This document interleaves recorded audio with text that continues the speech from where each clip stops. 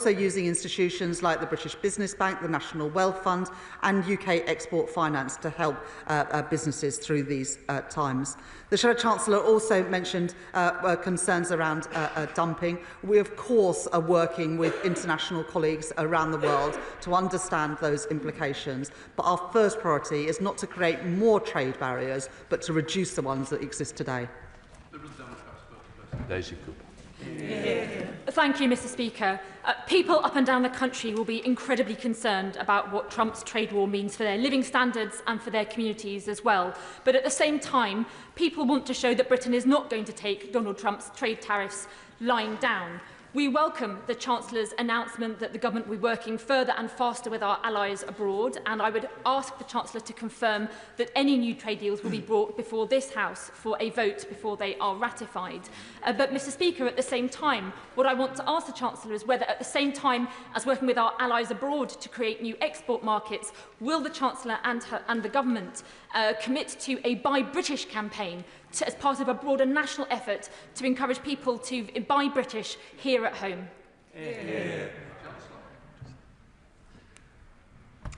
Thank you, Mr. Speaker, and I thank the honourable lady for those questions. This is a time for pragmatism and cool heads, and not a Russia response. We are working closely with business. My right honourable friend, the Business and Trade Secretary, announced in the House last week a call for evidence in terms of the response that business are looking for, because ratcheting up barriers to trade, ratcheting up tariffs will not be in our country's interest, whether that's in inflation or indeed for supply chains. So I think we do need to have cool heads and think about the national interest, not knee-jerk reactions. In terms of doing deals with other countries around the world, that is something we're very much focused on. There's the EU-UK summit on the 18th of May. We are hosting the Economic and Financial Dialogue with Minister Sitaraman coming to London today for those conversations, and those discussions are ongoing with a number of countries. Of course, any treaties would be brought forward for ratification by this House. In terms of buying British, I think everyone will make their own decisions. What we don't want to see is a trade war with Britain becoming inward-looking, because if every country in the world decided that they only wanted to buy things produced in their country, that is not a good way forward. Our country has benefited hugely from access to global markets, and we will continue to want to be able to do that, because that is in our national interest for working people and for businesses in this country. Questions. Paul Wall. Question number one, Mr. Speaker. Mr. Speaker, closing the tax gap and making sure everyone is paying the tax they owe is one of the government's top priorities. The budget in autumn marked a step change in ambition to close the tax gap with the most ambitious package ever. The government built on this at Spring Statement, taking the total additional gross tax revenue raised per year to £7.5 billion by 2029-30. Paul Wall. Speaker, the UK tax gap grew by a shocking £5 billion in 2023 in the dying days of the Conservatives, and former Chancellor Nadeem Zahawi was actually sacked for failing to declare an HMRC investigation into his own tax affairs. So can I welcome the Treasury's crackdown on tax avoidance? And does he agree that the Labour's prudence with a purpose will be shown by investing those taxes in child poverty strategy this summer?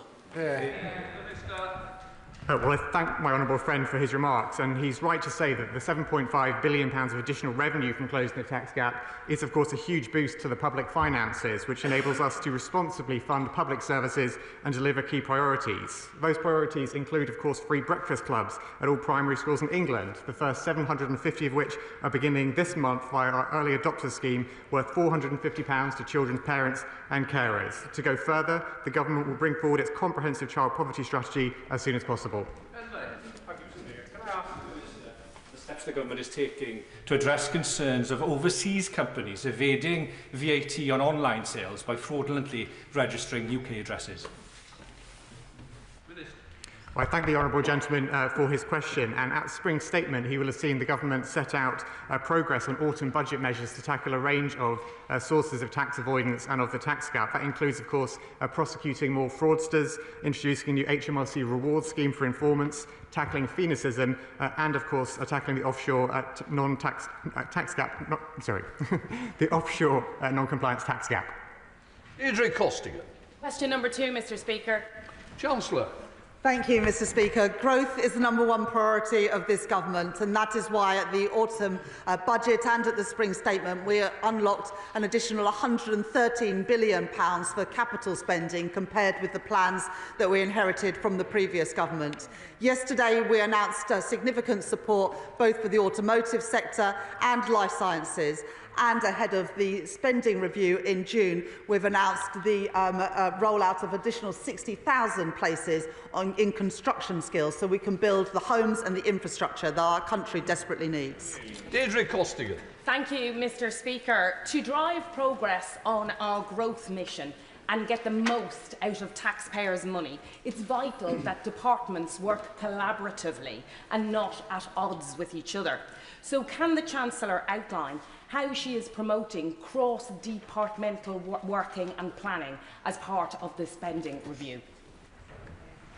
I thank my honourable friend for that question, and the Chief Secretary is working closely with colleagues in a constructive way to bring together clusters of colleagues to discuss some of the pressing issues that span across government departments that no one government department can address on its own, whether that is SEND reform for early years or indeed tackling issues around homelessness and the cost of temporary accommodation. So we're working cross-government to address some of these cross-cutting issues.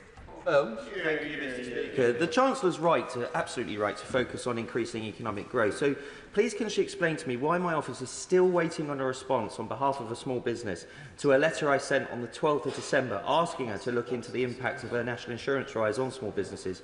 We asked for an update on the 11th of February. I raised a point of order on the 10th of March and I still haven't had a response. Please can she get a response to me as soon as possible? I will follow up on that issue, but for the smallest businesses, those employing the equivalent of 4 people on the national living wage will be paying no national insurance at all from this April. So for the smallest businesses, up to 1 million businesses, they'll be paying less or the same national insurance to what they were paying previously. Shall the Select Committee, Dame Meg Hillier. Thank you, Mr Speaker. Mr Speaker, since the spring statement, the world has been rocked by the announcements by President Trump on tariffs last week. It's an event that is as significant as the financial crisis of 2008 or indeed, perhaps as COVID. In those instances, the state unleashed everything it could to try and resolve those issues. Is the Chancellor considering changing any of her rules in order to make sure that everything that the state can throw at this problem is being done? I think it is incredibly important to retain cool heads at this moment. Tariffs have been imposed and we are working closely with our friends and counterparts in the United States to reduce the impact on those, not just in the UK, but around the world as well. At the same time, as I said in my opening remarks, we're looking to secure better trading relationships with some of our biggest trading partners around the world. Of course, as we did yesterday, we are looking at some of the sectoral responses on life sciences, on automotives, on steel as well. But the fiscal rules are very important for giving our country the stability it needs. We saw what happened when the previous government lost control of the public finances. It resulted in interest rates going through the roof, meaning higher costs for businesses and for working families. We won't make those mistakes. That's why the fiscal rules are non-negotiable and stability for this government is sacrosanct. Tim Farron. Mr Speaker, isn't now absolutely the right time to start trying to make our own look? And in that light, wouldn't this also be the right time for the Chancellor to give the green light to the upgrade to the A66 between Penrith and Scotch Corner? This is an A road where 25% of all the traffic is freight. That's twice the average for A roads across the country. Outrageous that so much of that is single carriageway. So wouldn't this be great for the economy as well as saving lives if she gave that a green light today? Impressive. So we'll be considering all of these schemes as part of the spending review, but I absolutely do agree with the honourable gentleman that we need to go further and faster to grow our economy. That's why we are spending £113 billion more on capital investment in this Parliament compared to the plans that we inherited, which means that we can upgrade more roads, more rail lines, more energy infrastructure and build the 1.5 million homes our country needs too. Shadow Minister Richard Fuller.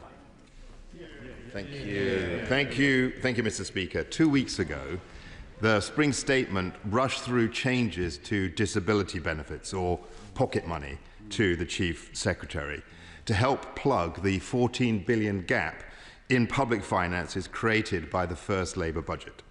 Now we are already in the OBR's scenario 2 on tariffs, and the Chancellor is once again forecast to be out of room on her fiscal targets.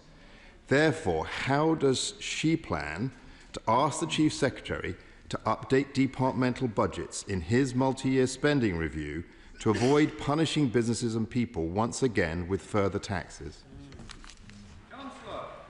I think the honourable gentleman is somewhat jumping the gun. We delivered the spring statement just 2 weeks ago, and we were able to restore the fiscal headroom in that after the change in global bond yields. We will set out the budget in the autumn, moving to one fiscal event a year, very, very different from the multiple budgets we had from the previous government. But we've set the spending totals for the spending review, and we'll be setting out the departmental allocations on June the 11th.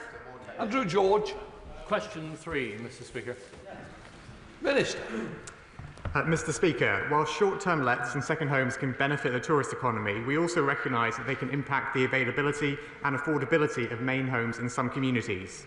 That is why we have enabled councils to charge a premium of up to 100% on the council tax bills of second homes, why we have increased the higher rates of stamp duty land tax on the purchase of second homes, and we have abolished the furnished holiday lets tax regime. Andrew George. Thank you, Mr. Speaker. I'm grateful to the Minister for that response, but I believe we can go further. This isn't about the politics of envy, but the politics of social justice. Sure, it cannot be right that, for example, in Cornwall, over £500 million of taxpayers' money through the small business rate relief system has gone into the pockets of holiday homeowners in the last 10 years, and many of those have indeed flipped their second homes into the small business rating system in order to take advantage of the loophole. Would the Minister be prepared to meet with me so that we can find a more equitable way of spending public money which goes into first homes rather than second homes? Minister. Well, I thank the honourable gentleman for his remarks then, and I do agree with him very much on the importance of taking the right action to tackle second homes. I understand he had a meeting with Minister for Housing and Planning last week, and I'd be happy to follow up any items which arose from that. I would also add that as part of our plan to build more homes, that includes 4,500 new homes every year in Cornwall, and I hope he'll support those building plans too. Jane Kirkham. Thank you, Mr. Speaker. I wish to add my voice as an MP from Cornwall to say that some of the actions the government has taken so far on second homes have been really helpful. And of course, the Renters' Rights Bill will help with those evictions when people are flipping their houses. I would also ask that we look at the loophole between council tax and business rates, and of course that registration or licensing scheme on second homes, which the government will hopefully be bringing in soon. Minister. Well, I thank my honourable friend for her comments as well, and I appreciate the concerns, Mr. Speaker, that second homeowners may move to the business rate system. I would emphasise that there are requirements which must be met before properties can be assessed for business rates, and these have recently been strengthened, but of course we will keep that under review. Dr. Rupert. Mr. Speaker, number 4, please. Chancellor. Thank you, Mr. Speaker. The Prime Minister and Deputy Prime Minister have set out our ambitions to build 1.5 million homes this Parliament as part of our plan for change. At the spring statement, I announced steps towards this ambition with an additional £2 billion investment in social and affordable housing next year as a down payment on further investment at the spending review in June. Dr. Rupert. I welcome the Chancellor's build, build, build policy. But with £4 million a day being the cost of temporary housing in London, soaring rents and a frozen local housing allowance, no wonder London councils fear going bankrupt and having to rehouse people from outside the capital where only 5% of homes are affordable. So can my right honourable friend, in the comprehensive spending review, look into possibly uprating this stingy Tory legacy so that Londoners aren't forced out of London? Yeah. The key thing we need to do is build the homes our country desperately needs. That's why I put £600 million of investment into creating 60,000 additional places for people to learn the construction skills, good jobs, paying decent wages, building the homes that we need. And it's also why we're reforming the planning system so that we can actually get those homes built, backing the builders, not the blockers, which is what the party opposite did. Alison Bennett. Thank you, Mr. Speaker. At the weekend, The Times revealed the problems in the retirement housing market, both in terms of new builds but also with resales, with many constituents of mine in mid-Sussex experiencing a loss on the houses or flats that they've inherited. Does the Chancellor consider that the housing market is adequately providing decent, affordable homes for those who are downsizing as well as for first-time buyers? Thank the Honourable Lady for that question. I'd be very happy to arrange a meeting for her with the relevant minister to discuss some of those specific issues around those retirement properties. But the Honourable Lady makes a really important point that we do need to make it easier for people to downsize, to free up those properties, including in the private sector, so there's more homes available for families. Food. Number 5, please, Mr. Speaker. Thank you, Mr. Speaker. Securing economic growth across the country is the government's #1 mission, and we're working in partnership with the Mayor of the North East, providing the North East Combined Authority with an integrated funding settlement from 26-27 and working with them on their local growth plan. Emma Foodie. Thank you, Mr. Speaker. The Combined Authority has identified a key growth corridor sweeping across my constituency, but a historic lack of investment to upgrade the Moor Farm and Seaton Burn roundabouts causes relentless disruption. It holds back growth, investment, opportunity. There's a business plan, it's in the North East Growth Plan and Road Investment Strategy. Does the Minister agree that this is exactly the sort of scheme this Labour government should support to boost economic growth in every region? Thank you, Mr. Speaker. The government is committed to improving roads. We agreed a £4.8 billion settlement for national highways and funded a £500 million uplift for local roads in this financial year. Funding for the RIS3 programme that she mentioned will be considered in phase 2 of the spending review, and I'd encourage her to continue to engage with the Roads Minister on this issue. I presume Mr Lamont thinks it's North East Scotland rather than North East of England. John Lamont. Thank you, Mr. Speaker. This government decided to cancel the A1 upgrade, which will harm the economy not just in the North East of England, but in the south of Scotland. So what economic impact assessment did the government take before deciding to cancel this vital road link? Nice try. In terms of North East growth, I've already said that we're working very closely with the Mayor of the North East, and I suggest that he asks questions about roads in transport questions relevant to his part of the country. I now call the Minister to answer Alistair Carmichael's question on the potential impact of changes to the agricultural property relief and business property relief on farmers, which was omitted in error from the earlier versions of the order paper. So can I... Alistair Carmichael. Speaker. Oh, right. Sir, yes. Right, thank you, Mr. Speaker. Mr. Speaker, as the Minister with responsibility for the UK tax system, I have had several meetings with organisations on this matter since the autumn budget last year. On February the 18th, the Minister for Food Security, Rural Affairs and I met with the National Farmers Union, the Tenant Farmers Association, the Country Land and Business Association, the Central Association of Agricultural Valuers, Ulster's Farmers Union, NFU Cymru, NFU Scotland and the Farmers Union of Wales. Alistair Carmichael. I thank the Chancellor's human shield for that answer. But I have to say that the fact that the Chancellor sitting on the Treasury bench wasn't prepared to stand up and answer for herself demonstrates a distinct lack of respect bordering on contempt for her farmers. Will she not meet the farming unions, the banks, the professional organisations, even the supermarkets themselves, to hear why they all think that her calculations are wrong? If the Minister wants to ask her before he stands up, I'm sure we'll all allow him a second or two. Not the most dignified question from the right honourable gentleman. Mr. Speaker, I, on the Chancellor's behalf, have met numerous organisations about this matter, including those I listed a moment ago, including the Right Honourable Gentleman himself when he came to the Treasury to meet me, and, of course, extensive debates in this place. Mr. Speaker, we may not agree on the way forward, but I don't think anyone can accuse us of not having listened. Then good job. Question number 6, Mr. Speaker. Minister, sir.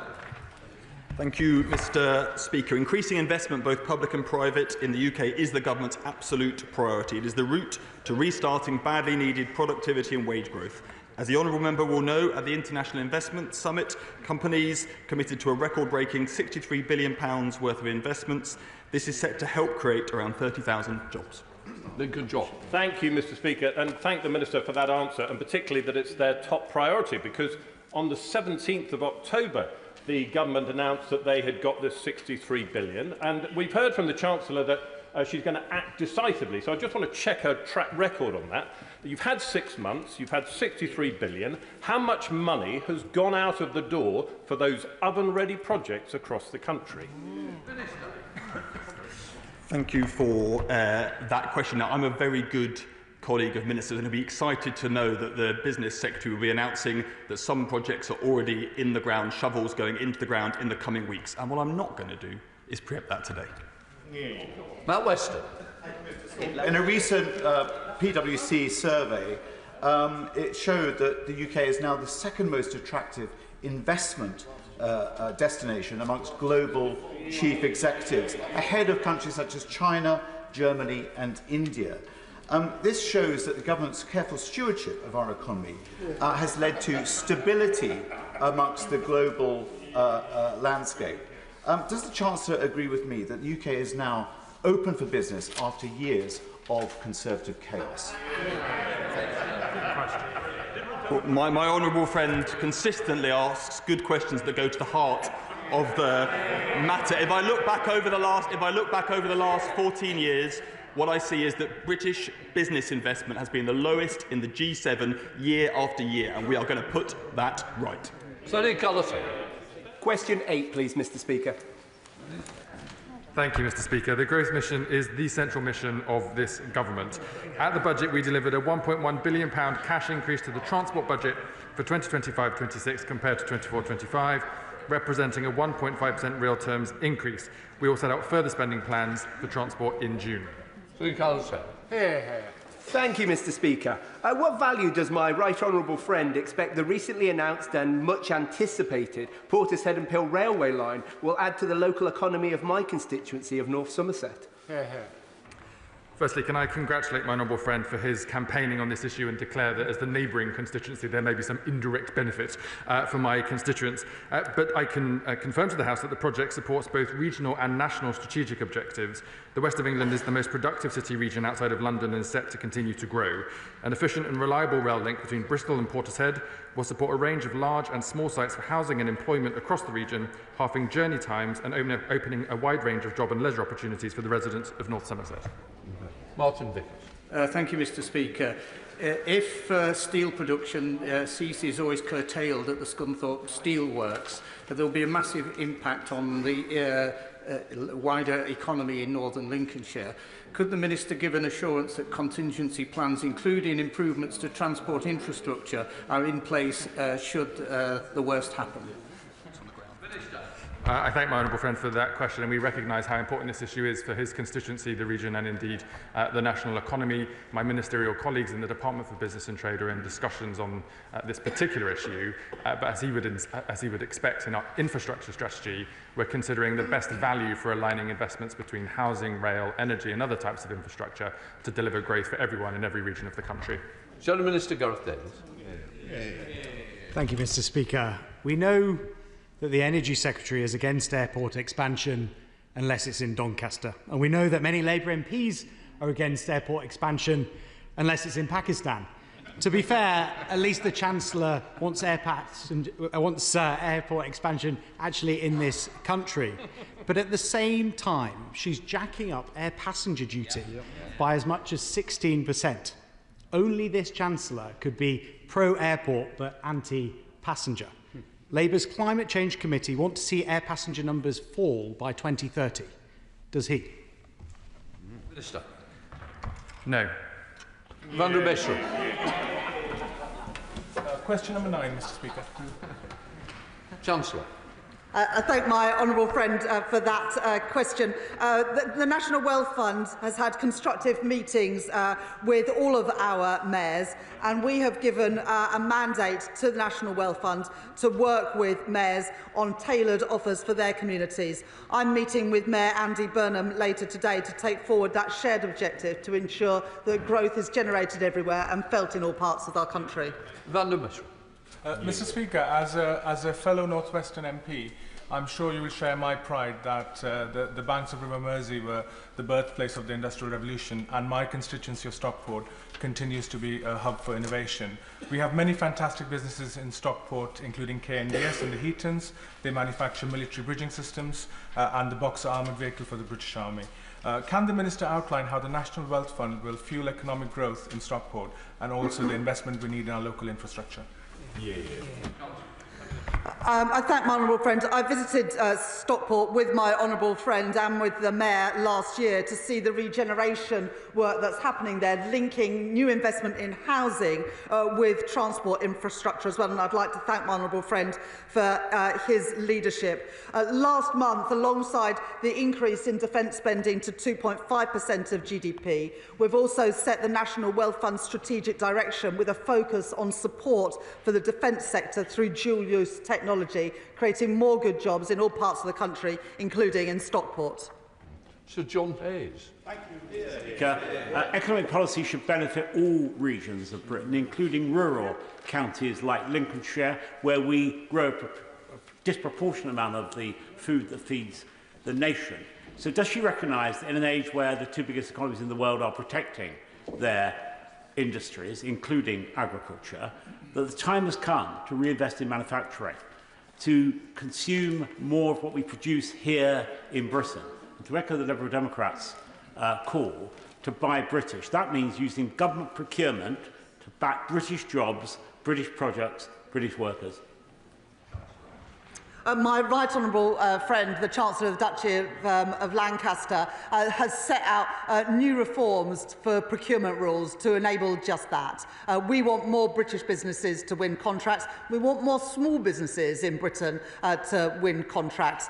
Businesses in all parts of the economy, including in food and farming. And in farming, we gave a radical settlement of £5 billion in the budget last year to support this important part of our national economy. Dr. Maria. Thank you, Mr. Speaker. There is currently no tram train network from central Sheffield to Outerbridge, Warncliffside, Deepcar or Stocksbridge, nor an operational train service to these areas. My constituents want to see the Sheffield tram network extended to Stocksbridge and connect these rural communities with jobs, education and hospitals, as well as supporting the advanced manufacturing district and steel plant in Stocksbridge. Ahead of the spending review, will the Minister meet with me and the Mayor of South Yorkshire to discuss the next steps to establish the Stocksbridge extension to the Sheffield tram train? I thank my honourable friend for that question, and the Chief Secretary is working closely with mayors, including Oliver Coppard, to understand their priorities for the places that they represent at the spending review in June. We'll continue that work. At the same time, as the right honourable gentleman opposite has said, we are backing the airport at Doncaster, bringing more good jobs to South Yorkshire. Anna Sublime. Question 10, please, Mr. Speaker. Sorry, Sammy Wilson, I forgot about him. He's not standing. Come on, Sammy. Thank you, Mr. Speaker. Perhaps the Chancellor could tell us what discussions he has had with the Northern Ireland Executive to ensure that the National Wealth Fund is used to promote economic growth in Northern Ireland, but does not agree that really the big impediment to growth is the fact that she's taxing businesses to death. Yep. Well, the Office for Budget Responsibility have revised growth up from next year, and at the end of the forecast period expect the economy to be bigger than they thought at the budget last year. We are using the National Wealth Fund, the British Business Bank and UK Export Finance to support businesses all across the UK. And just recently we were able to announce significant investment at Thales in Belfast to create jobs in the defence industry there for export of goods to Ukraine. Question 10, please, Mr. Speaker. Minister. Thank you, Mr. Speaker. This government's top priorities for pensioners are to raise the state pension and to rescue the NHS. Over 12 million pensioners saw their state pension rise by 4.1% this week, well ahead of inflation. That is worth an extra £470 a year for someone on the full new state pension and £360 a year for those on the full basic state pension. Thank you, Mr. Speaker. I have 250 pieces of outstanding casework relating to the winter fuel payment. An elderly constituent of mine in Frumeney, Somerset, emailed me this winter with a picture showing her thermometer was at 15 degrees, saying they have to stay in bed for as long as possible each day to stay warm. With energy bills now increasing, does the Minister agree that the decision to cut the winter fuel payment has already had serious consequences on the welfare of pensioners across our country? I thank the honourable member for that question. What this government is doing is raising the state pension. It's extending the warm homes discount. It's making sure that an extra 50,000 people received access to pension credit over the course of the last 6 months. And we talk about mistakes that have had lasting consequences for pensioners. I look back to the coalition government's decision to cut by 90% the rate of energy installations under their watch. That has had a legacy that pensioners are living with day in, day out in terms of leaky homes, and this government is getting on with insulating homes right across this country. Thank you, Mr. Speaker. Would the Minister agree with me that the increase of 4.1% to the new state pension will make a huge difference to pensioners in my constituency of Harlow? And will he detail what more the government is doing to tackle the cost of living crisis which was left by the last government? Well, I thank my honourable friend, who is a regular attendee at these questions and, in fact, every other questions as far as I can work out. He's right to say that we will do more, because we're not just increasing pensions above the rate of inflation this year. We'll be doing it throughout this Parliament, and that should see the state pension rise by up to £1,900 by the end of this Parliament. Kim Johnston. Question number 11, Mr. Speaker. Minister. Thank you, Mr. Speaker. Liverpool City Region Combined Authority will benefit from our £900 million UK Shared Prosperity Fund to allow it to invest into local communities like my honourable friends. From the start of 2026-27, her combined authority will receive a single flexible funding pot through their integrated settlement to allow local leaders across the UK to deliver important projects for their local area, including on high streets. And to deliver on our manifesto pledge, we intend to introduce permanently lower tax rates for retail, hospitality and leisure properties, including those on the high street, from 26-27. Kim Johnston. I thank the Minister for his response to my question, but Everton in my Liverpool Riverside constituency is the most deprived in the country, and residents have received a double blow with the imminent closure of Lloyds Bank and the planned closure of the Crown Post Office, which is going to have a devastating impact on both residents and businesses alike. So will the Minister agree to meet with me to talk about and discuss these closures and to talk about the desperate need for a banking hub in this particular area? I thank my honourable friend, and as every constituency MP will know, these are always difficult decisions for closures of banking services on our high street. That's why the government is committed to championing access through by rolling out banking hubs across the country. We are committed to delivering 350 of those. 220 have already been announced, and the closure of the post office that my honourable friend raises will trigger a further cash access assessment for her constituency, and I'll be pleased to arrange a meeting for her with the relevant minister to look at those options for her constituency. Is it a Liverpool overspill in Strangford? Jim Shannon. Mr. Speaker, thank you. Thank the honourable lady for that. The Minister's response is really where the key answer is. The Minister is right to highlight the issues, whether it be Liverpool, Everton, Edinburgh, Cardiff, Belfast or Strangford. The issue of opportunities. In Northern Ireland, we have done an opportunity. It's an over the shops apartment conversions. In other words, giving the opportunities for housing for those. And does the honourable gentleman agree that the possibilities for regeneration of the high streets and the town centres can be done also with domestic opportunities as well? Thank you. Thank you, Mr. Speaker.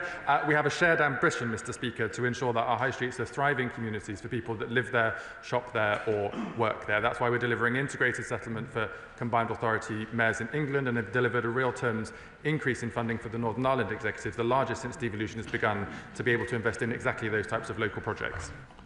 Liberal Democrat spokesperson Daisy Cooper. Thank you, Mr. Speaker. Following on from the honourable member for Strangford, whether it is Liverpool, Riverside, St Albans or indeed anywhere else, in the country, high streets up and down the land have just been hit with the double whammy of the jobs tax and the higher business rates bills. Can ministers please set out what steps they are taking to prevent an epidemic of boarded up shop fronts in the next 12 months ahead of the new rate coming in next year?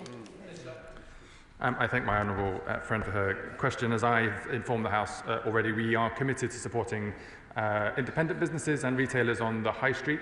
That's why the change to employer national insurance contributions was designed in a way to support the smaller businesses in our country. They're the 50% of businesses paying the same or less than they did under the previous regime, and as she's alluded to, bringing forward permanent deductions for the retail, hospitality and leisure sector for their business rate taxations, which will be important for the long-term sustainability of the businesses she raises. Colin Anderson. Question 12, sir. Minister. Thanks, Mr. Speaker. We have heard from UK businesses that our regulatory system often holds back growth and investment. We recently published a regulation action plan and committed to cut administrative costs of regulation on businesses by 25% by the end of this Parliament. We are going further and faster than ever before to streamline regulation to make Britain the best place in the world to do business. Thank you, Mr. Speaker, and I thank the Minister for her response. She will know that both domestic and international investors are often influenced by decisions taken by multiple agencies, regulators and indeed government departments, which is why consistency is so key. So can the Minister update the House on how the Treasury is supporting cross-government, whole-of-government and whole-of-regulator approach to delivering coherent UK regulatory frameworks that strike a balance between protecting consumers and boosting the global competitiveness of the UK economy? Thank you, Mr. Speaker. This is a whole-of-government approach, and we secured 60 commitments from key regulators to improve the business environment. The government is stripping back duplication of regulation and streamlining regulation, ultimately delivering a regulatory system that encourages new investment, innovation and growth. Dave Doogan. Thank you, Mr. Speaker. Inward investment projects in Scotland in 2023 grew by 12.7% compared to 6% across the rest of the United Kingdom. 2023 saw record investment in Scotland, maintaining Scotland's position as the top performing area of the UK for the 9th year running. International business wants to locate in Scotland because they understand that GDP per person in Scotland has grown by 10.5%, compared with 6.5% in the UK since 2007. What does the Chancellor think that her fiscal interventions since October will have on that attractiveness of Scotland as a destination? And what discussions has she had with the Scottish Government about the jeopardy she's placed our economy in? The Chancellor delivered the biggest ever settlement for Scotland in October 2025, and I think the answer is thank you. Mr. Mark Garnier. Thank you very much, Mr. Speaker. Thank you very much, Mr. Speaker. There is a great deal of speculation, Mr. Speaker, about the future of the cash ISA. This is an important savings mechanism, as we know, for many, many savers across the country, all of whom will be dismayed at the loss of a significant part of their cash savings opportunity. But, just as importantly, Mr. Speaker, cutting cash ISAs will deprive building societies of important funds for their balance sheets, reducing the amount of capital that will be available for the residential mortgage market. And this is the point that's been raised to me by the mutual societies. Mr. Speaker, given that this will have a profound effect on mutuals' ability to raise debt capital, what research has the government undertaken to establish the extent of the damage this measure may inflict on the residential mortgage market, not least important for all our constituents, but also crucial for the 1.5 million new homes the government is proposing to build? I work very closely with the mutuals and other financial services firms, and I think he is slightly jumping the gun here, if he doesn't mind me saying. We are considering options to reform ISAs, but we need to get the balance right between cash and equities. We know that there are many people who have investment in cash ISAs who could think about possibly investing in our capital markets. That would be a win for them in terms of higher returns, but also for the economy. But we absolutely understand the role that cash savings has for people for a rainy day. Diana. Question number 13. Minister.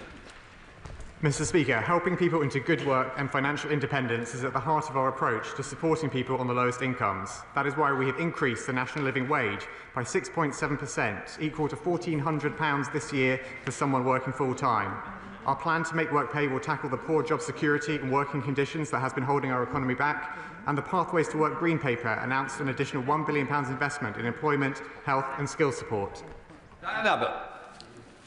It's all very well for the Minister to talk about helping people into work, but is he aware of the many millions of people on PIP who rely on that PIP to work, and yet it's the PIP that is going to be slashed as a consequence of the Spring Statement? And is he aware also that there are very many people that would prefer the government, rather than balancing its books on some of the poorest and most vulnerable people in our society, why is it rejecting a tax of just 2% on people with assets over 10 million, which would raise over 24 billion? Mr. Speaker, at the autumn budget last year, the Chancellor announced a series of reforms to fix the public finances in as fair a way as possible, making sure the wealthiest in our society pay their fair share of tax. The welfare reforms announced at Spring Statement are principled reforms to help get people back into work, because work is the best way out of poverty, whilst also providing that support for those who need it and making sure the system is sustainable for the future. Franklin.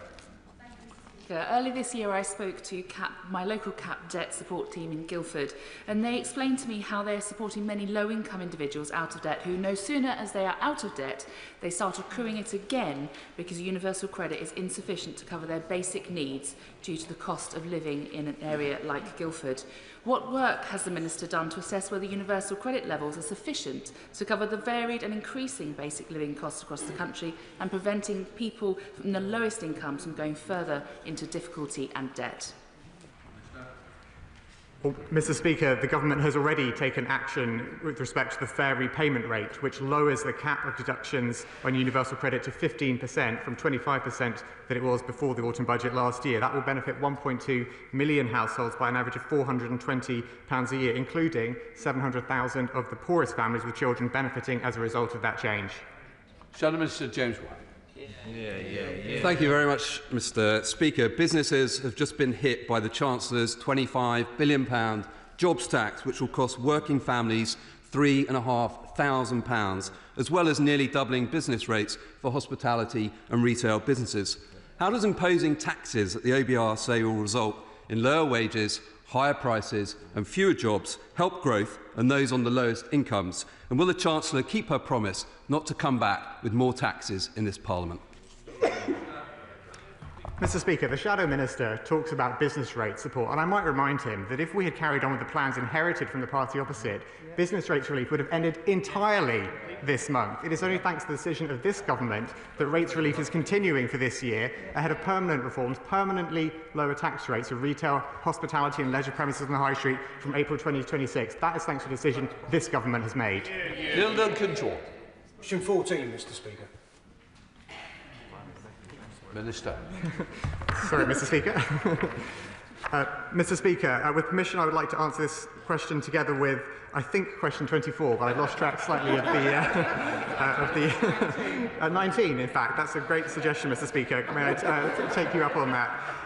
Mr. Speaker, the government is committed to making sure the wealthiest in our society pay their fair share of tax, and that is why the Chancellor announced a series of reforms at Autumn Budget 2024 to help fix the public finances in as fair a way as possible. These included increasing the rates of capital gains tax, increasing air passenger duty for private jets, and raising stamp duty for buyers of second or more homes.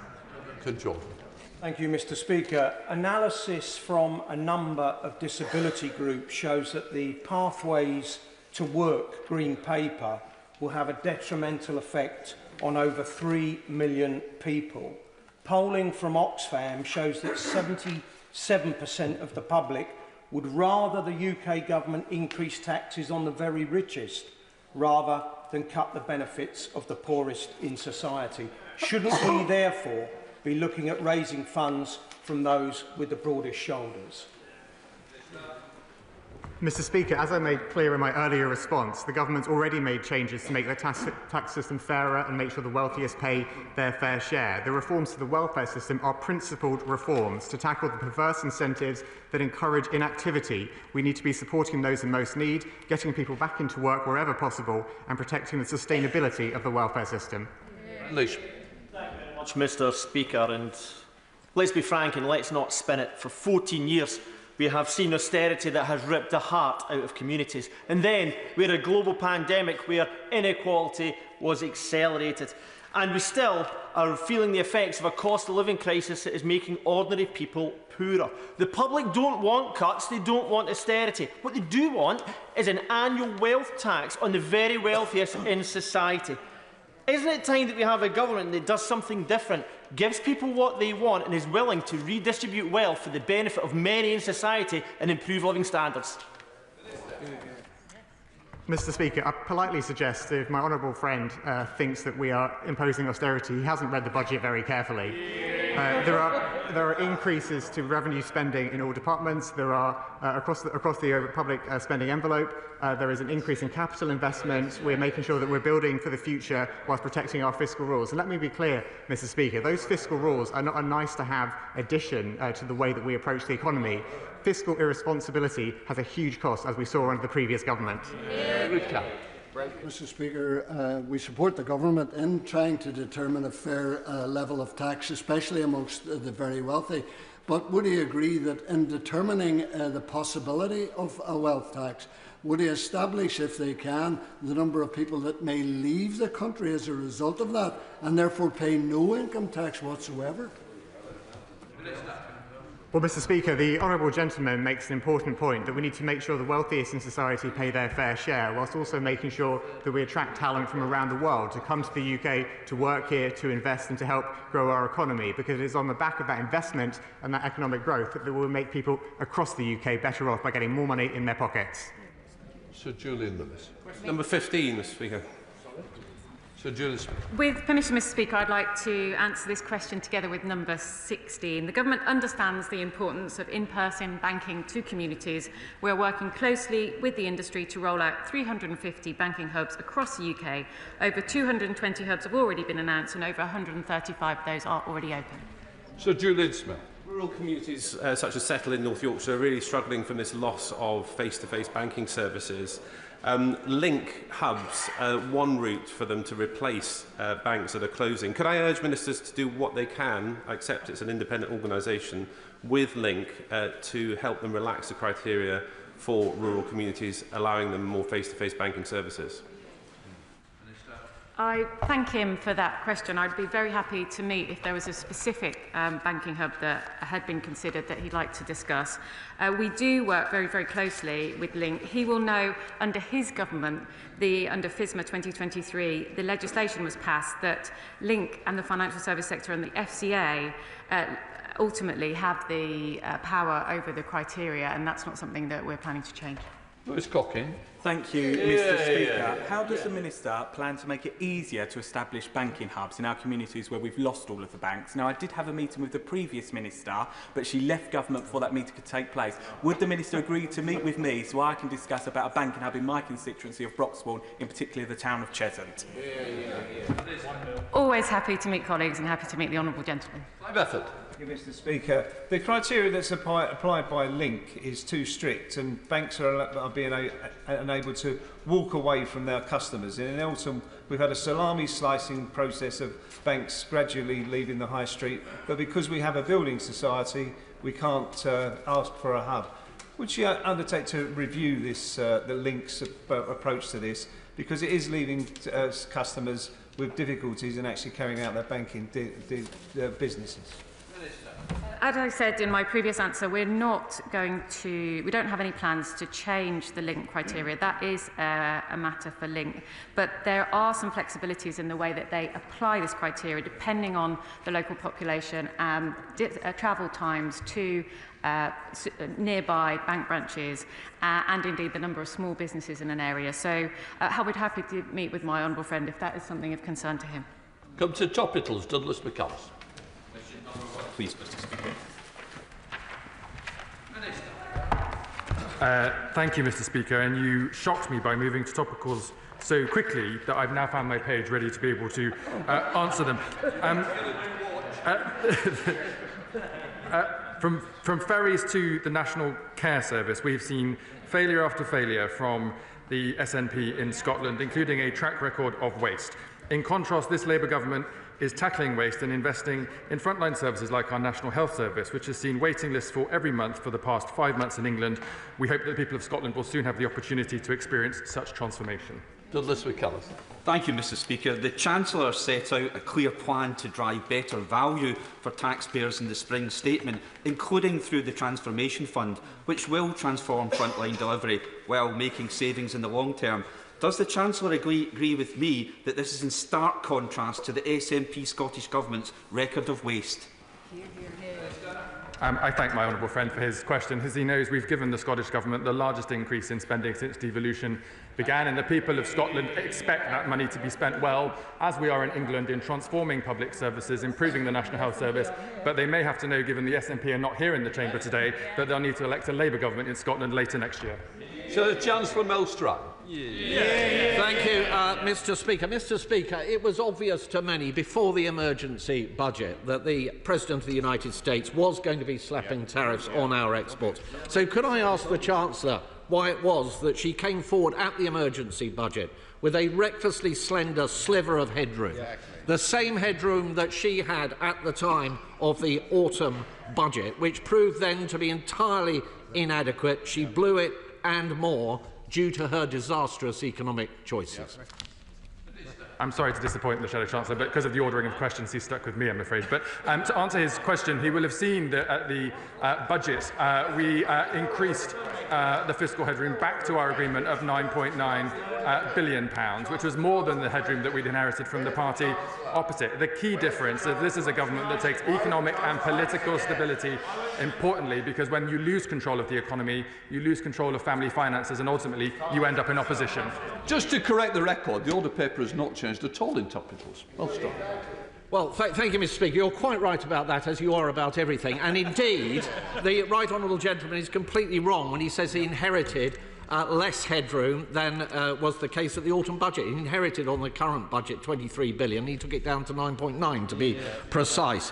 And he also loosened the fiscal targets, which is why he's not underwater already on the targets that we had when we were in government. But could I ask him, the fiscal targets are looking under a great deal of pressure come the autumn. There's a great deal of speculation and uncertainty amongst businesses as to whether this will lead to tax increases. Could he take away that uncertainty now, particularly given the tariffs and all the uncertainty that is vested in that, to make it clear at that dispatch box there will be no further increases in taxation on businesses this Parliament? My apologies, Mr. Speaker. It was our ordering that caused the problem, not the ordering of questions in the House.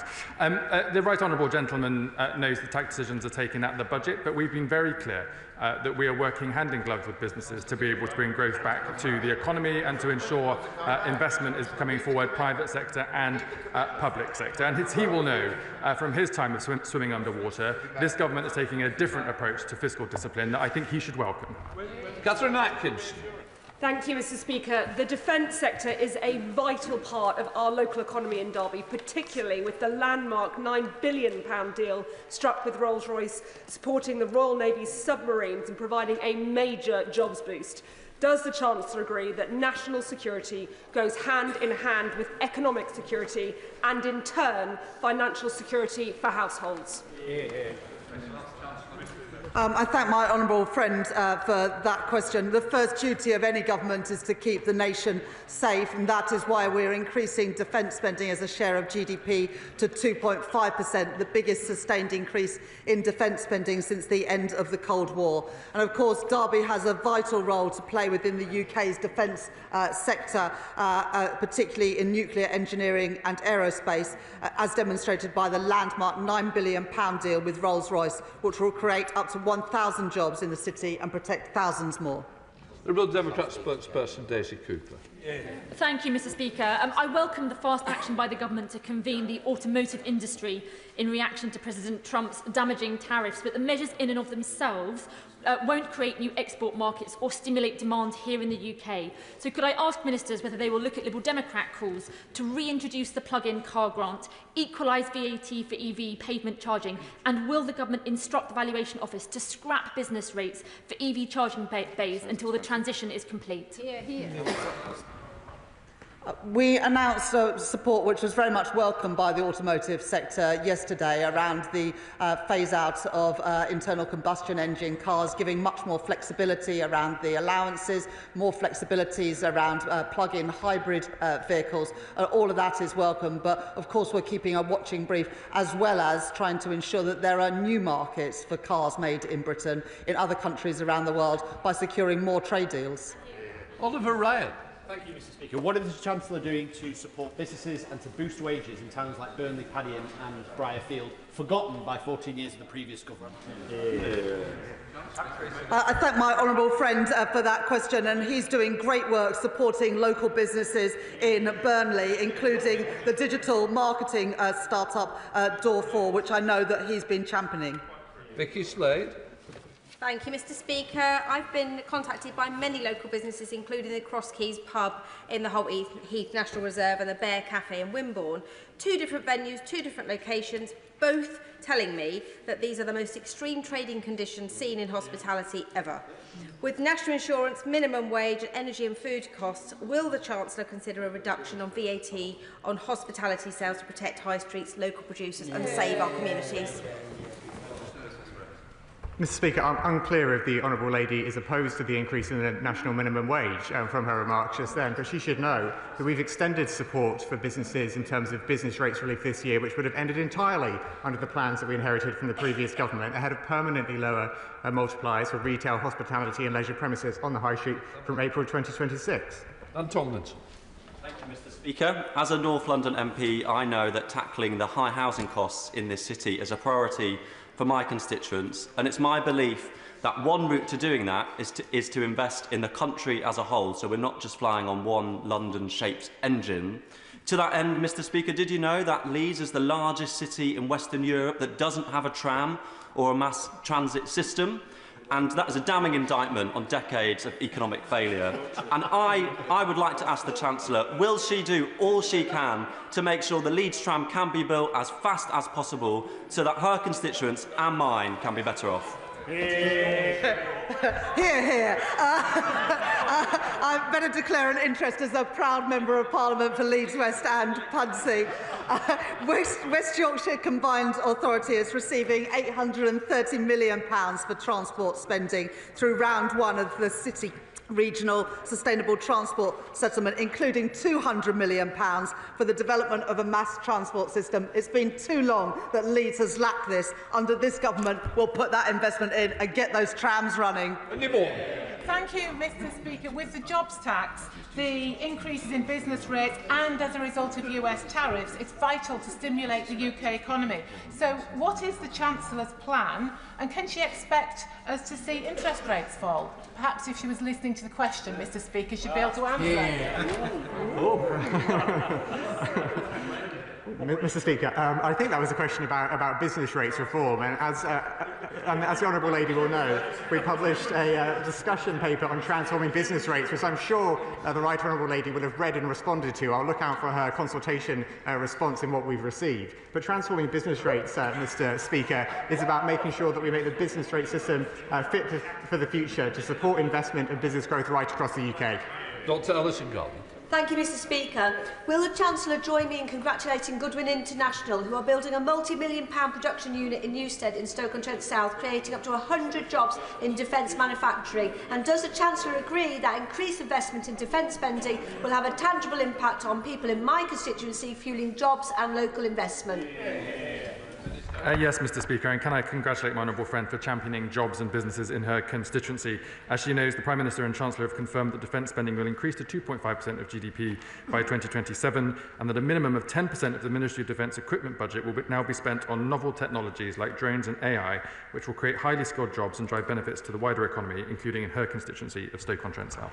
Richard Holden. Thank you very much indeed, Mr. Speaker. Earlier on in questions, in response to my honourable friend for Grantham and Bourne, the Chief Secretary rejected Labour's Climate Change Committee's advice regarding aviation policy. That also goes directly against what the Energy Secretary had committed to. Who in government should we believe when it comes to aviation policy?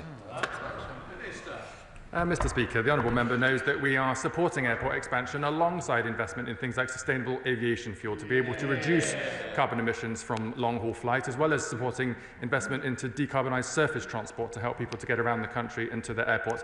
I think maybe the members opposite might want to welcome investment into this country as opposed to talking it down. Thank you, Mr Speaker. I would like to ask the Chancellor if she will introduce a 12-month delay to the incoming change in taxation to double cab pickup trucks. The manufacturers and the commercial customers feel they haven't had the sufficient time to adjust to the new changes this month. Would you be able to share with us any impact assessment work carried out on the reclassification of double cab pickups, what effect it would have on the sector in Britain? Well, I thank my honourable friend for her question. But, Mr Speaker, we've engaged with the automotive sector on this issue, and there are generous transitional arrangements in place to mitigate the impact.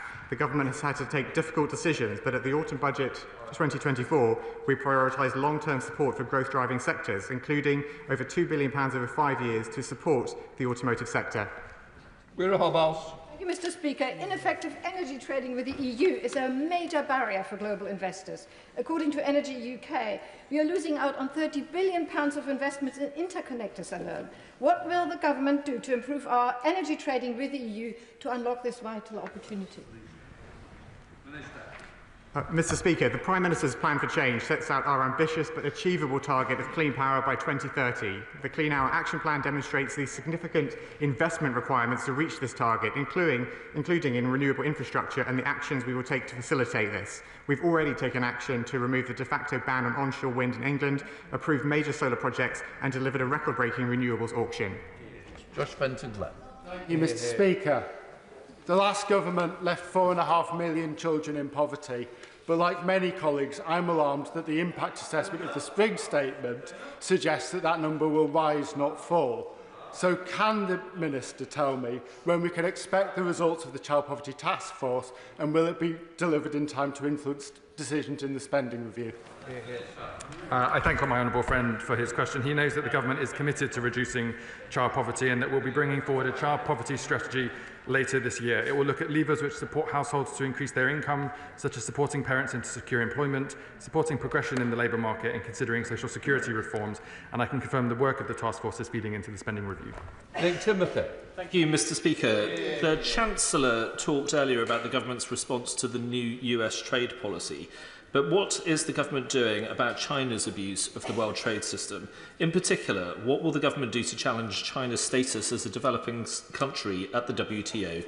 Because this is the means by which China dodges so many of the rules imposed on countries like Britain and others in the West. We're going to have a meeting. Chancellor.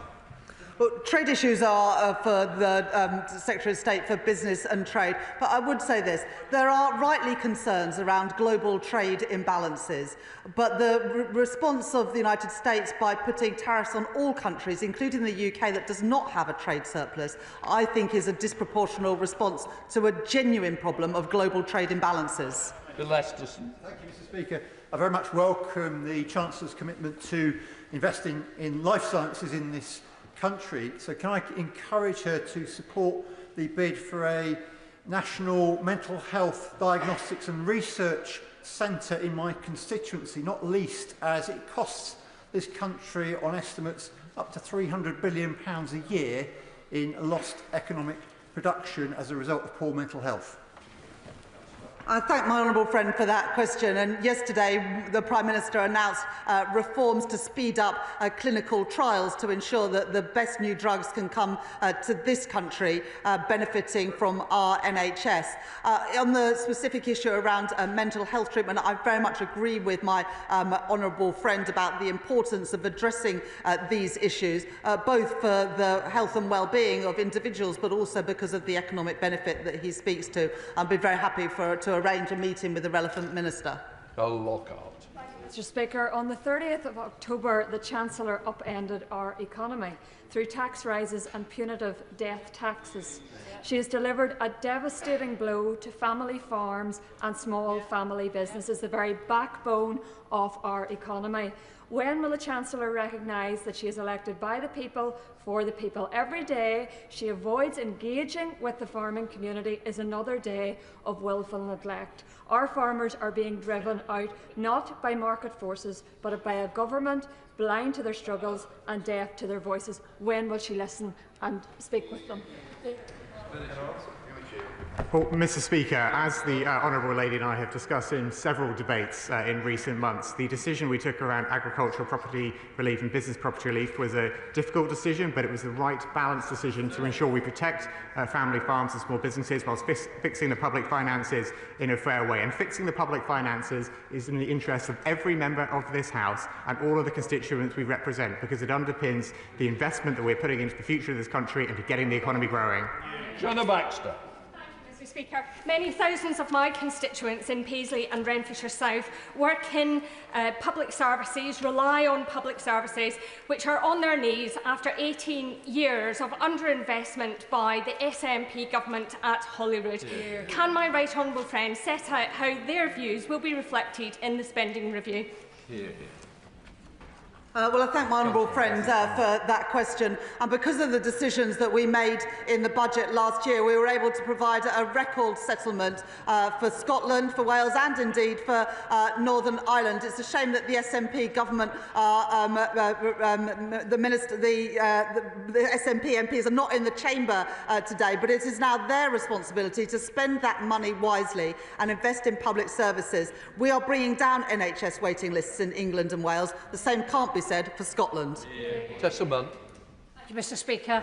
In July 2023, my constituent Alison claimed a refund of overpaid but mistakenly paid twice tax. In February 24, she was told her claim would be assessed by the 20th of March. In July 24, she was told 22nd of October. In December, she was told she couldn't have a date, but the department had definitely received her claim 16 months previously. She's heard nothing since. Can the Chancellor agree to meet with me to discuss this very vexed situation for someone who has very little money, and this claim is nearly 21 months delayed? Mr. Speaker, I was sorry to hear about the Honourable Lady's constituents' experience. I assume she's referring to with HMRC in her question there. Whilst as the Minister with responsibility for HMRC, I can't get involved directly in individual cases, I'm happy to raise it with HMRC and make sure that they give it proper attention to try and resolve it. Bobby Shack. Thank you, Mr. Speaker. Local businesses have huge potential to create local growth in our community. It was fantastic earlier this year to see my right honourable friend, the Chief Secretary to the Treasury, visiting Derby South, engaging with these business leaders. Does the Minister agree that continued engagement with business leaders is absolutely key to building the business confidence that we so desperately need and was shattered by the previous government? I thank my honourable friend for his question and for the invitation to join him in his constituency. I enjoy very much the regional reception with business leaders, as I have done in every region and nation across the country during this spending review. We'll continue to work hand in glove with them to unlock investment, create jobs and create growth for everybody across the whole country. Jim Allister. Mr. Speaker, earlier when the Chancellor was talking about the impact of tariffs, she pledged that the government would act in our national interest. How can it be in the whole national interest, so long as the trade laws governing Northern Ireland are not the trade laws of the UK, but those of a foreign jurisdiction, the EU? Got a statement, surely. Chancellor. Well, of course, we inherited the settlement made by the previous government. As the honourable member will know, there is a summit between the UK and the EU on the 18th of May where we are looking to reduce the barriers to trade between the whole of the United Kingdom and the European Union. We recognise the specific issues around Northern Ireland, particularly in regards to the response to the tariffs, and we'll continue to work with the executive there to ensure that we get the best outcome for the people of Northern Ireland. That completes questions to the Chancellor of the Exchequer. We'll let the front benches change over.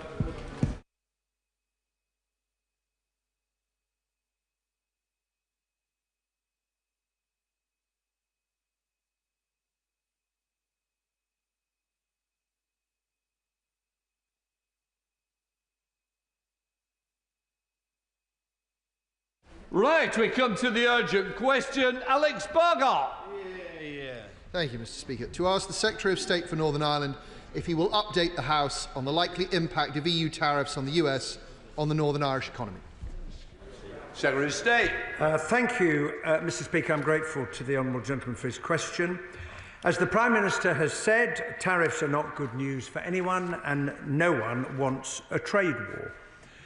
The government is doing everything possible to keep Britain secure during this new era of global instability, and it will always act in the best interests of businesses in Northern Ireland. As part of our customs territory and internal market, Northern Ireland exporters are facing a general 10% US tariff and a 25% tariff on steel, aluminium and cars, like other exporters across the United Kingdom. Northern Ireland is not, therefore, uniquely disadvantaged. We are, of course, preparing for the EU's next move and any possible retaliatory tariffs that they may or may not introduce, as well as considering the impact new EU tariffs would have on Northern Ireland businesses importing from the United States of America, because under the Windsor Framework, the EU tariff would apply. As honourable members will know, however, because of the Windsor Framework, businesses can reclaim any such tariff through the existing duty reimbursement scheme in cases where US imports into Northern Ireland do not then enter the European Union. The customs duty waiver scheme also allows duties to be waived entirely, subject to an overall limit. These schemes work in our national interest, and HMRC is continuing to talk to and support any businesses that might be affected to help them understand how to use the duty reimbursement and customs duty waiver schemes. The Minister for the Cabinet Office has talked about all this with EU counterparts in recent days because the government is fully aware of how sensitive this issue is for businesses in Northern Ireland. Mr. Speaker, what we need in these circumstances is a calm and considered response, and that is what the government will continue to provide. So, Secretary of State Alex Back. Thank you very much, Mr. Speaker. Thank you also for granting this urgent question. It's incredibly important that this House has the opportunity to question the government on this issue before the Easter break and before the implementation of these tariffs. I have to say at the outset, I have enormous respect for my opposite numbers in the Northern Ireland office, but it is totally unacceptable that we should have gotten to this stage in proceedings without a minister coming to the House to update us on the likely impact on businesses in Northern Ireland of this emerging tariff war between the US and the EU. And this is coming, as the House will know, off the back of considerable damage done to the economy in Northern Ireland by the budget last year, by the increases in national insurance contributions, and by the changes to national minimum wage, which have completely undermined business confidence and which are driving unemployment in the region. So I ask the right honourable gentleman to answer the following three questions. The first is, has the government by now, a week on from the United States announcement and sometime after the EU's publication of a 99-page of draft tariff responses, has the government done an impact assessment of what this means for the Northern Irish economy and for businesses in Northern Ireland, and will he publish it? Second, he mentions quite rightly the duty reimbursement scheme, which would allow businesses importing taking goods from GB to NI having to pay the EU tariff to reclaim that tariff. That scheme is now going to be put under enormous pressure. It's going to have to deal with volumes not foreseen when it was originally put together. Does the Secretary of State have complete confidence that it is going to be able to reimburse businesses in a timely fashion so as not to disrupt trade? And third and finally, because Northern Ireland remains within the EU's custom code, affected Northern Ireland businesses buying affected goods will have to pay EU tariffs. But the same competitor businesses in GB will not. What is the government going to do to ensure that such businesses are not left disadvantaged and that we don't see serious distortions of trade? And with that in mind, Mr. Speaker, will the Secretary of State confirm to the House that in the event that we see a major diversion of trade, his government will be prepared to use Article 16 of the Windsor Framework, which allows the government to take decisions to ensure that businesses in Northern Ireland are not damaged. It's incredibly important that businesses hear that from the Secretary of State that this government is prepared to protect them in the event that this tariff war creates a diversion of trade for business there. Secretary of State. Well, I'm grateful to the honourable gentleman for his questions. I'm slightly surprised by his initial comment because, of course, we touched on this matter in Northern Ireland orals. Only because I raised it. Well, indeed, but we touched on this matter in Northern Ireland orals last week, and, of course, the Business Secretary made a statement to the House last week. To answer his questions, of course, the government has been preparing for and looking at all eventualities, but until we know what the EU retaliatory tariffs are, it doesn't make much sense to publish speculation about their potential impact. On the duty reimbursement scheme, I have met with HMRC officials because I agree with him it is very important that the scheme works effectively, depending on the number of Northern Ireland businesses that are affected to reimburse tariff. I would just say, however, that Northern Ireland imports about £800 million worth of goods from the United States of America, which is about 2% of Northern Ireland's total purchases, and therefore that impacts upon his third question. We're going to have to take this a stage at a time. The Prime Minister has made it quite clear that he will do what is in the national interest to protect our businesses and our companies and our economic future. But it is precisely because of the Windsor Framework that the duty reimbursement scheme exists. Chair of the Select Committee, Tony Antoinette. Thank you, Mr Speaker. Now, the EU is currently consulting its member states on the goods it may target in response to the US tariffs. The Secretary of State has spoken about maybe there being no need to make an assessment yet.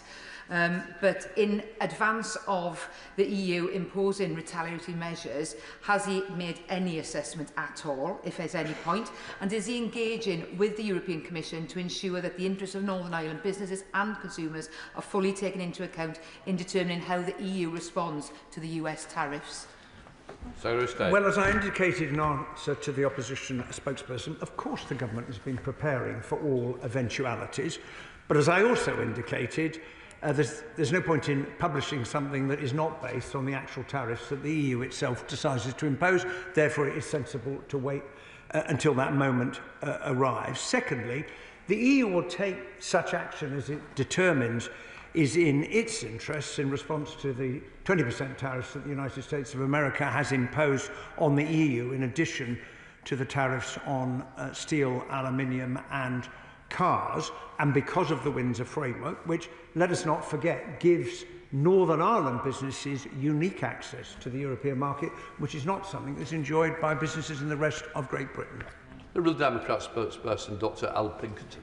Thank you, Mr Speaker. The Financial Times reported at the weekend, and I think, as the Secretary of State has just confirmed, in the event of EU retaliatory tariffs, imported goods from the United States into Northern Ireland will, by default, be effectively forced down the red lane. And that, of course, means additional customs checks, time, red tape. And in the event of their imposition, EU tariff rates for goods coming into Northern Ireland, irrespective of their ultimate destination. And that risks a scenario where Northern Ireland importers are penalised more than almost any other business in either the UK or the EU, first at the border and then in administering the reclamation of those costs. Let us be clear, this chaotic situation is entirely the consequence of Donald Trump's destructive trade war. So can I ask the Secretary of State, what is the government doing to ensure that President Trump and the US administration are alert to the deeply unstabilising and destabilising effects of their tariff policy on the Good Friday Agreement and on the prospect of peace in Northern Ireland? And what active steps is the government taking to mitigate potential disruption to Northern Ireland businesses who now find themselves unwittingly caught up in Donald Trump's trade war? Thank you. So, State. Well, the single most important thing we can do for those businesses in Northern Ireland is to make sure, as I indicated a moment ago, that the duty reimbursement scheme works speedily and effectively, provided those businesses can demonstrate that the goods are not moving into the European Union, for obvious reasons, because otherwise Northern Ireland would become a backdoor to goods that were seeking to avoid the retaliatory tariffs. I would say to the honourable gentleman that the government will take all steps that are necessary to protect British businesses in the very difficult circumstances that we're facing, including continuing to seek to negotiate an economic deal with the United States of America, which is something we've been engaged on for some weeks now. It remains to be seen what may come out of that, but it is part of the calm and considered approach that the government is taking. Good trader, Mary. Thank you, Mr. Speaker. The complexity of trade relationships on the island of Ireland are a result of Brexit. The importance of working both north-south and is as important as working east-west. Does the Secretary of State agree with me that strengthening relationships, not just with the European Union, but also the Republic of Ireland government, can put Northern Ireland into a pivotal position to navigate this new uncertainty? Well, I say to my honourable friend, we are all having to navigate this new uncertainty as a result of the decision that the US administration has made. It is certainly true that leaving the European Union has created new complexities, and the reason there is a Windsor framework is because there are two entities, the United Kingdom and the European Union, with different trading rules, but an open border. And therefore, some method had to be found to deal with the consequence of that. And as I've said to the House before, trying to wish away that basic fact hasn't really worked. Sir Julian Lewis. It's really important that we keep cool. It's really important that we keep cool heads, and there will be attempts subsequent to my question to relitigate the Brexit wars. The fact of the matter is that the 2019 Brexit deal and the Windsor Framework give Northern Ireland a unique competitive advantage, 10% exports and access to the single market. Can I ask the Secretary of State if he could look, as a Shadow Secretary of State has implied, at a rapid automatic reimbursement scheme, because I think that scheme is the centre of easing tensions should there be retaliation on the EU side.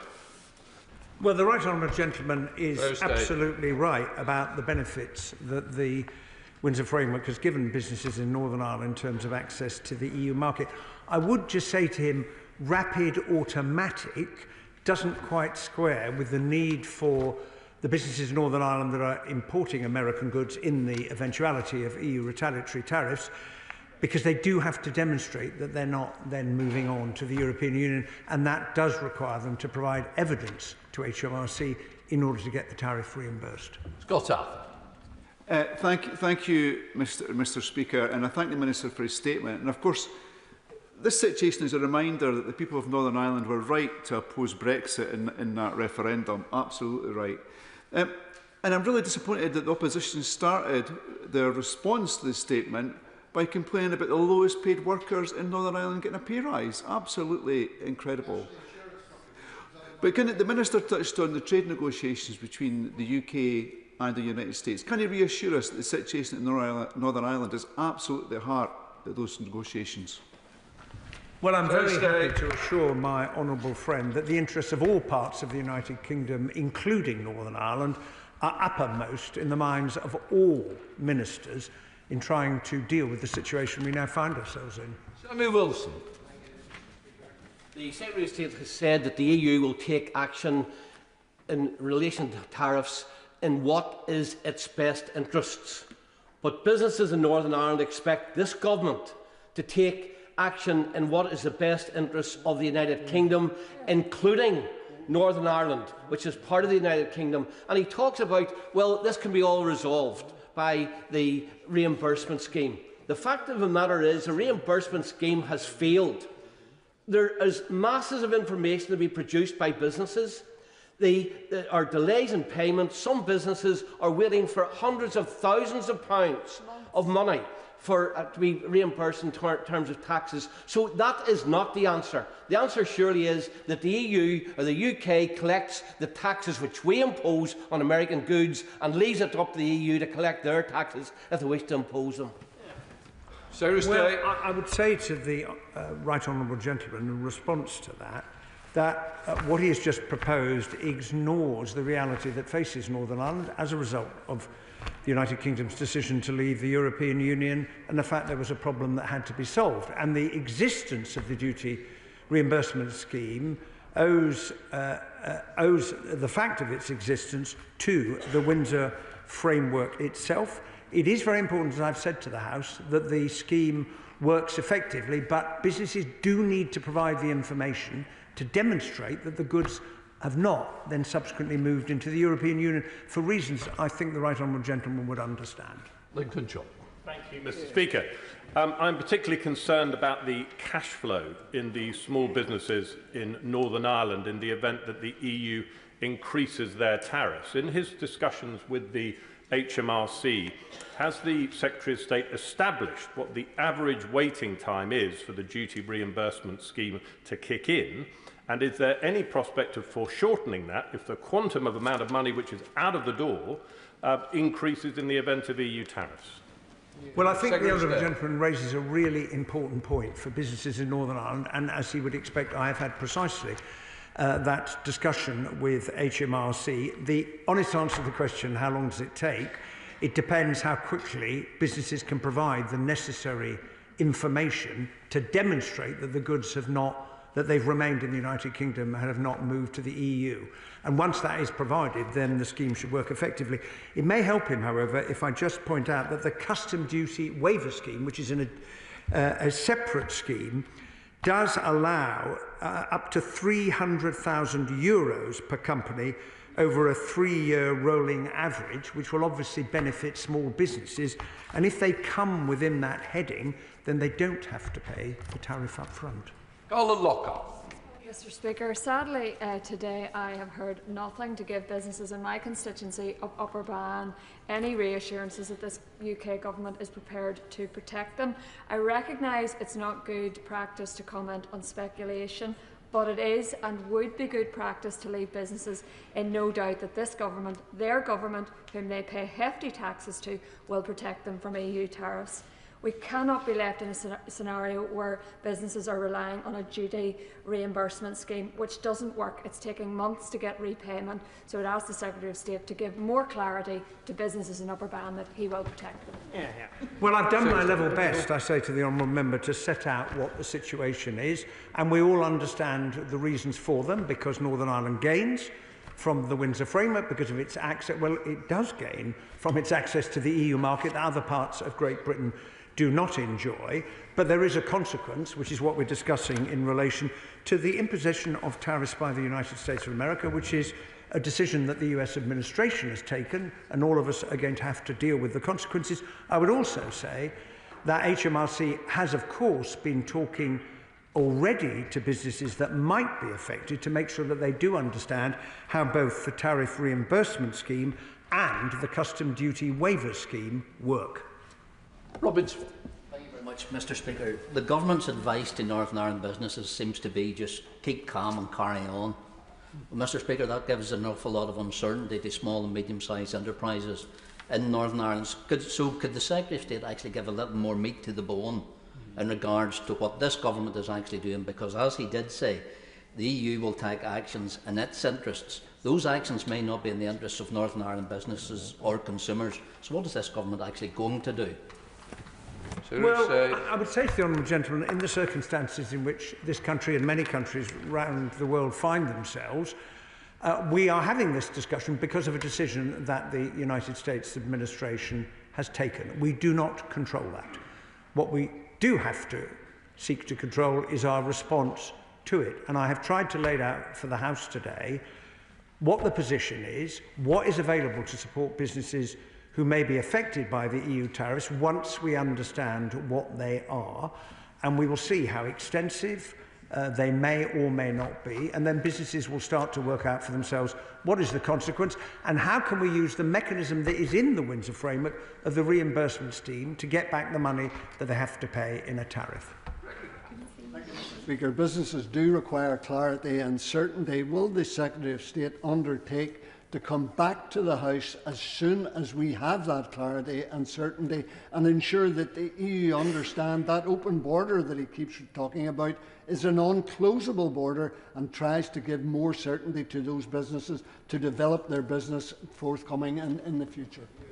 Well, I would say, notwithstanding what we have been discussing today, given that Northern Ireland imports about £800 million worth of goods from the United States of America, which is about 2% of the total purchases made by Northern Ireland, the rest, the 98% of the purchases, are unaffected by any EU retaliatory tariffs relating to goods that are bought into Northern Ireland.